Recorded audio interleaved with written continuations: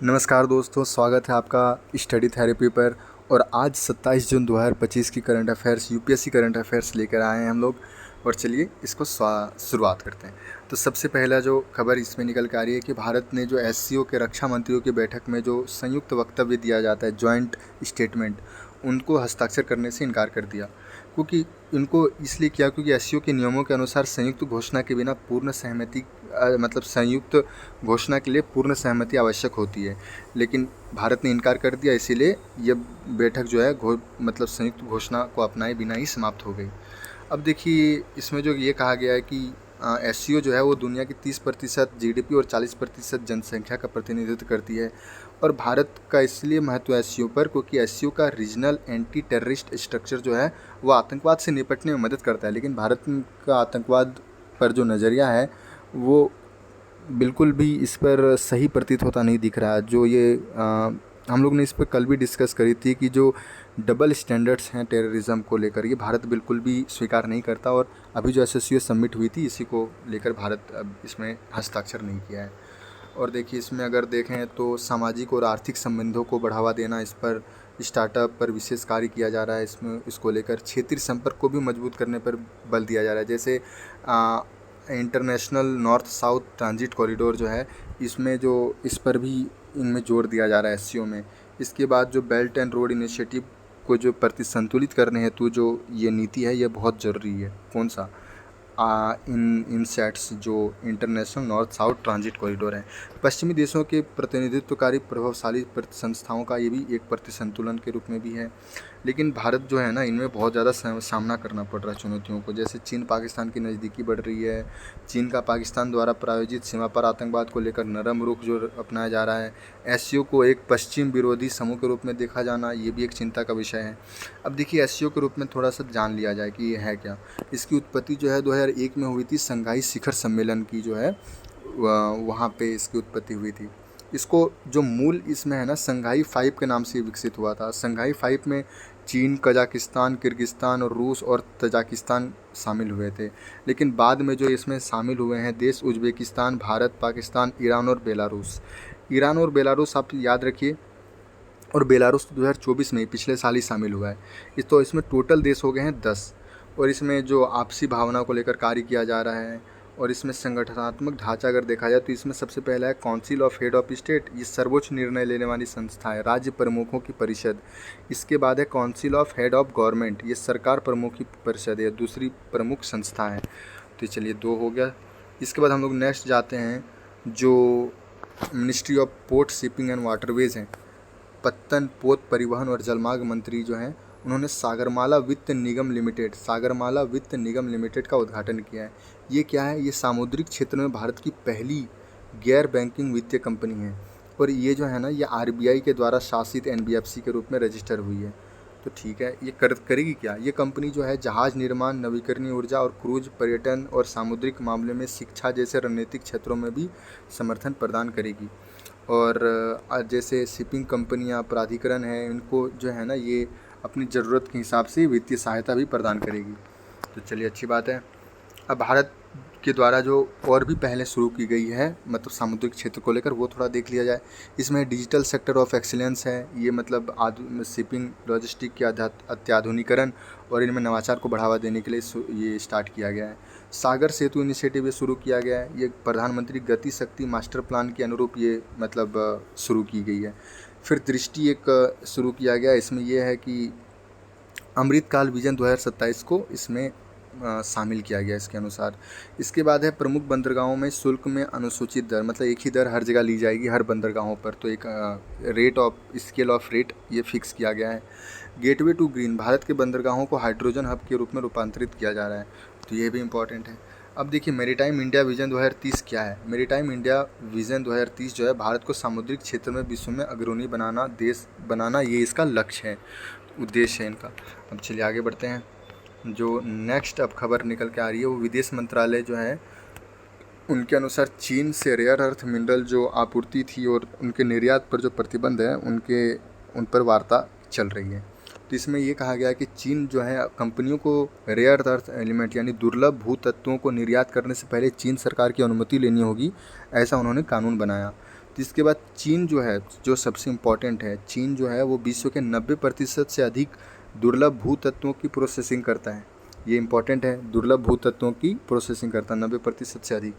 तो भारत संयुक्त राज्य अमेरिका द्वारा लगाए गए रेसिप्रोकल टैरिफ के जवाब में ये चीन द्वारा मतलब प्रतिबंध लगाया गया। जो आरएरी हैं वो चमकदार और चांदी जैसे सफ़ेद रंग के मुलायम होते हैं और वो भारी 17 धात्विक तत्वों का एक समूह होता है, 17 धात्विक तत्वों का, जिसमें 15 लेथेनाइट्स के अलावा स्कैंडिनेवियन और ट्रियम शामिल होते हैं।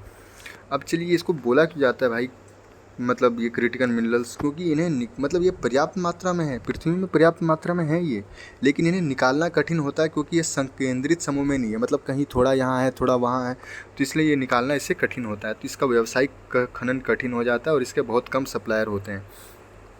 अब देखिए इसकी विशेषताएं क्या क्या है, थोड़ा देख लिया जाए कि इसमें इसको मिलाने से धातु में जंग नहीं लगती और ऊर्जा को संरक्षण करने की क्षमता भी बढ़ जाती है। ये इलेक्ट्रॉनिक्स उपकरणों और उन्नत विनिर्माण में बेहतर प्रदर्शन सुनिश्चित करता है। इसकी उच्च अवशिष्ट चुंबकत्व, मतलब जो है रेसिडुअल मैग्नेटिज्म, जो मतलब इसमें निकल कर आती है वो, और कोहेसिव जो निकल के आती है वो ज़्यादा इसका उपयोग किया जाता है। और इसके बाद जो है इसकी एरोस्पेस, रक्षा, ऑटोमोबाइल, ऊर्जा प्रणाली में बहुत ज़्यादा ज़रूरी होते हैं। अच्छा, इसके भंडारण को अगर देखा जाए तो चीन सबसे ज़्यादा इसका भंडारण है, और इसके बाद है ब्राज़ील, और भारत जो है वो 5वें नंबर पे है। और भारत में अगर 5वें नंबर पे है तो भारत क्यों नहीं खुद का बना रहा है, क्योंकि भारत में नहीं बना रहा है क्योंकि प्रोसेसिंग शोधन क्षमता कम है भारत की, और इसीलिए भारत जो है वो निर्भर है चीन जैसे दूसरे देशों पर।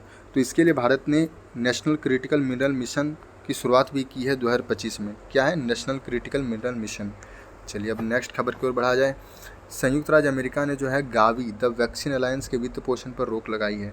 गावी और द वैक्सीन अलायंस के वित्त पोषण पर, ये सब करते क्या थे? वैक्सीन पहुंचाते थे, और ये रोक लगाने से होगा क्या? वित्त पोषण पर मतलब वित्त का संकट बढ़ेगा। और अमेरिका जो है चीन के बाद दुनिया का दूसरा सबसे बड़ा ग्रीन हाउस गैस उत्सर्जक है, तो ये भी इम्पॉर्टेंट है। और ये है इसलिए, मतलब ये बोल इसलिए रहा है कि पिछले कुछ दशकों में ना अमेरिका बहुत सारे जो वैश्विक संगठनों और संस्थानों से स्वयं को अलग कर लिया है। जैसे WHO है, पेरिस जलवायु समझौते हैं, संयुक्त राष्ट्र मानवाधिकार परिषद है, संयुक्त राष्ट्र राहत और कार्य एजेंसी है, इन सब से अमेरिका बाहर हो गया है। तो इसका बहुत बड़ा प्रभाव पड़ रहा है, जिसमें ये बहुपक्षवाद, नियम आधारित व्यवस्था कमज़ोर हो गई है, जलवायु परिवर्तन कार्यवाहियों पर प्रभाव पड़ा है, धन की कमी हो रही है, क्योंकि अमेरिका देखिए 2024 में जो है ना WHO के 15% वित्त पोषण के लिए जिम्मेदार था, सोचिए। और अगर निकल जाएगा तो इसको WHO को बहुत कम पैसा मिलेगा, फंड की कमी होगी। इसके बाद ये है कि उनके नेतृत्व में भी, वैश्विक नेतृत्वपन में भी एक खालीपन सा उभर कर आता है, जो चीन इसको प्रतिसंतुलित करने में भूमिका निभाएगा, जो कि एक गलत है, भारत के लिए रणनीतिक रूप से सही नहीं है। अब देखिए भारत की कायाकल्प और शहरी परिवर्तन के लिए अटल मिशन की शुरुआत के अब 10 वर्ष हो चुके हैं। अभी ये है क्या? अमृत मिशन की शुरुआत जो है 2015 में हुई थी, जो कि जल पर केंद्रित भारत का पहला मिशन है। अमृत मिशन 2015 में शुरू हुई, जो कि जल पर केंद्रित भारत का पहला मिशन। इसमें है क्या, मतलब ये क्या है, थोड़ा सा इस पर जान लिया जाए। इसकी नोडल मंत्रालय है केंद्रीय आवासन और शहरी कार्य मंत्रालय। प्रत्येक घर में नल से जल आपूर्ति कनेक्शन, सीवरेज निकास की सुविधाएं, शहरों में बेहतर सुविधाएं जैसे कि पार्क इत्यादि, सार्वजनिक परिवहन को सुविधा को बढ़ाना और प्रदूषण कम होगा इससे।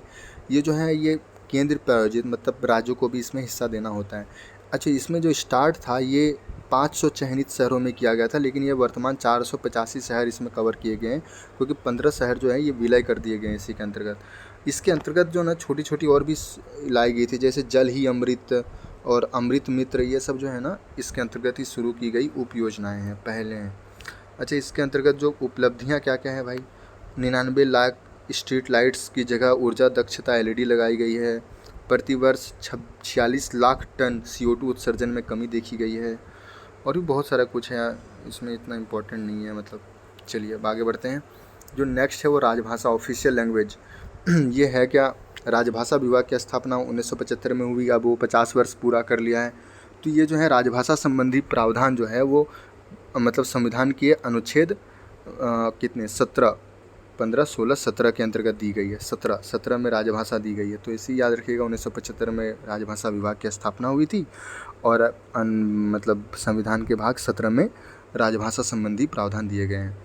और अनुच्छेद 343 के अंतर्गत संघ की राजभाषा देवनागरी लिपि में लिखित हिंदी होगी। अब चलिए, राजभाषा अधिनियम 1963 के अंतर्गत सभी शासकीय कार्यों और संसदीय कार्यों में हिंदी के साथ साथ अंग्रेजी का भी प्रयोग किया जाएगा। तो चलिए, इसके बाद जो है अंतर्राष्ट्रीय वित्तीय सेवा केंद्र IFC, international financial services centre, ऐसा ही है कुछ। चलिए, गिफ्ट सिटी जो है IFSC की प्रगति की समीक्षा की है, और उन्होंने ये है कि मैं ये कहा किया कि गिफ्ट सिटी जो है IFSC को 2015 में विशेष आर्थिक क्षेत्र स्पेशल इकोनॉमिक जोन के रूप में स्थापित किया गया था। ये जो है भारत और विश्व के जो बाज़ारों के बीच जो सेतु का कार्य करने हेतु ये स्थापित किया गया था, जिसमें बहुत सारी टैक्स की छूट वगैरह दी जाती है। अब चलिए, नेक्स्ट जो है UN80 पहल। UN80 पहल क्या है भाई? तो UN80 पहल UN चार्टर के 80 वर्ष पूरे होने के मतलब उपलक्ष्य में ये लाया गया है, जिसमें मतलब ये करेगा क्या कि UN की प्रासंगिकता को फिर से पुष्टिकरण में मदद करेगा। ये जो है कार्यप्रणाली को सरल करेगा। अच्छा, UN के बारे में अगर देखा जाए तो इनकी स्थापना 1945 में द्वितीय विश्व युद्ध के बाद हुई थी, और ये अंतर्राष्ट्रीय संगठन ऑफकोर्स है ही। इनके 6 प्रमुख अंग हैं: महासभा, जनरल असेंबली, सुरक्षा परिषद, सिक्योरिटी काउंसिल, आर्थिक और सामाजिक परिषद, न्यास परिषद, अंतर्राष्ट्रीय न्यायालय, इंटरनेशनल कोर्ट ऑफ जस्टिस और संयुक्त राष्ट्र सचिवालय, यूनियन सेक्रेटरीट। उनने 193 सदस्य है, भारत इसका संस्थापक सदस्य था। ओशन डीप मैनिफेस्ट, ये कुछ इंपॉर्टेंट नहीं है, इसमें यही है कि भारत जो है ऑपरेशन डीप मैनिफेस्ट जो है पाकिस्तान से आ रही मतलब अवैध रूप से आयात को रोकने के लिए पाकिस्तान से ये भारत द्वारा शुरू की गई ऑपरेशन है। तो इसी में बताया गया है कि अभी एक पकड़ा गया है, 9 करोड़ रुपए का सामान जब्त किया गया है। किसको द्वारा? राजस्व आसूचना निदेशालय, राजस्व आसूचना निदेशालय, directorate general of revenue intelligence. अब जो नेक्स्ट इंपॉर्टेंट है विज्ञान और प्रौद्योगिकी क्लस्टर पहल। ये विज्ञान और प्रौद्योगिकी क्लस्टर पहल जो है 2020 में प्रधानमंत्री की विज्ञान प्रौद्योगिकी और नवाचार सलाहकार परिषद के द्वारा शुरू की गई थी। इसके नोडल जो हैं ये हैं कि प्रधान वैज्ञानिक सलाहकार इसके मतलब कार्यान्वयन एजेंसी हैं। यही होगा कि मतलब इसमें प्रोत्साहित की जाएगी साइंस के द्वारा प्रौद्योगिकी को बढ़ावा देने के लिए वो ये की जाएगी, स्थानीय उद्योगों जगत से हितधारकों से इस पर सहायता दी जाएगी। अब चलिए, नेक्स्ट जो है अल्फ़ा जीनोम। अल्फ़ा जीनोम क्या है? गूगल डीप माइंड ने अल्फ़ा जीनोम नामक एक नया AI मॉडल विकसित कर लिया है। गूगल डीप माइंड ने अल्फ़ा माइंड जीनोम नामक एक नया AI मॉडल, ये करेगा क्या? ये मानव DNA में होने वाले व्यक्तिगत म्यूटेशन और उनके कार्यों और हमारे स्वास्थ्य को कैसे प्रभावित करता है, ये मतलब ये करेगा, मतलब इस बात को अनुमान लगाएगा इस पर। अब चलिए, हम लोग आगे बढ़ते हैं। ग्रीन डेटा सेंटर, वही मतलब जिसमें पर्यावरण पर पड़ने वाले प्रभाव को कम करेगा, ऊर्जा दक्षता को अधिक करेगा, यही है ग्रीन डेटा सेंटर। तो ये है क्या? मतलब ये उत्तर प्रदेश में जो है अत्याधुनिक इलेक्ट्रॉनिक्स लिमिटेड में अत्याधुनिक ग्रीन डेटा सेंटर की आधारशिला रखी है। तो चलिए, अब है मानसरोवर झील। 6 साल के बाद फिर से इसमें मतलब यात्रा शुरू की गई है। अब कोविड-19 महामारी, LAC विवाद, भारत चीन के बीच आवाजाही का ये पहला मामला है उसके बाद का। तो देखिए, इसमें 2 तरीके से यात्रा की जा सकती है, 2 मार्गों से। पहला है लिपुलेख दर्रा, जो उत्तराखंड में है। लिपुलेख आप लोग जानती होंगे, उत्तराखंड में कौन सा है? माना नीति लिपू। तो देखिए, माना लेक, नीति लेक और लिपू लेक। तो लिपू लेक से होता है मानसरोवर यात्रा। और लिपू लेक को पता है अभी कौन क्लेम कर रहा है? नेपाल अपने वहाँ पर दिखा रहा है लिपू लेक विवाद, आपको पता ही होगा। नेपाल अपने बोल रहा है कि ये लिपू लेक दर्रा हमारा क्षेत्र का अधिकार है, हमारे क्षेत्र में है। एक्चुअली काली नदी के विवाद पर ये उत्पन्न हुआ था। तो चलिए, या कभी और देख लीजिएगा, वैसे आप पढ़िएगा इसको इंटरनेशनल रिलेशन में। इसके बाद है नाथुला दर्रा सिक्किम। तो सिक्किम के दर्रे याद करने का एक ट्रिक है, नाकुला नाथुला जेनेपला, ऐसे याद कीजिए, नाकुला नाथुला जेनेपला।